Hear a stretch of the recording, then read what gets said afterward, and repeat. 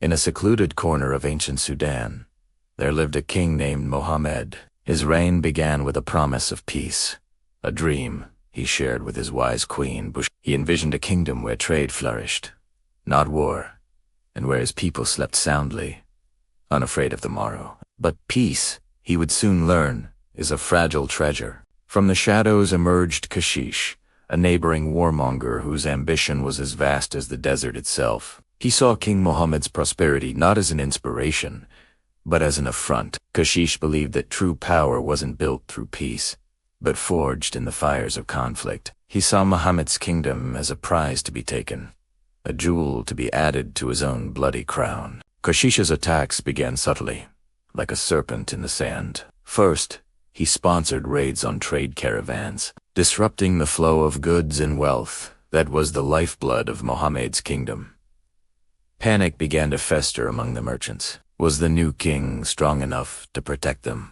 Mohammed responded by reinforcing his patrols, hoping to deter the attacks without escalating into all-out war. But Kashish was relentless. He saw Mohammed's restraint as weakness. The raids grew bolder, targeting small villages on the kingdom's borders.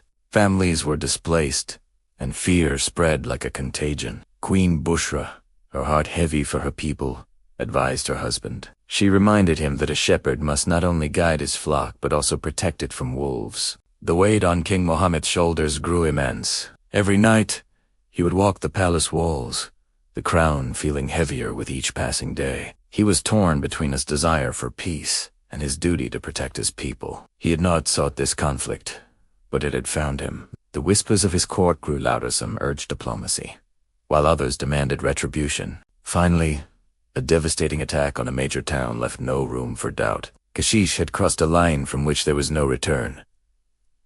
The attack was not just for plunder. It was a brutal message. Mohammed looked into the eyes of his people, saw their fear and their desperate hope, and knew what he had to do. The dream of a peaceful reign was shattered. With a heavy heart, King Mohammed donned his armor. The scholar and diplomat had to become a warrior. He led his army not with the bloodlust of Kashish, but with the grim determination of a man defending his home. The ensuing war lasted 4 years, a brutal, draining conflict that bled both kingdoms. Mohammed fought valiantly, winning battles, but losing a piece of his soul with every life lost. He learned the terrible truth of leadership.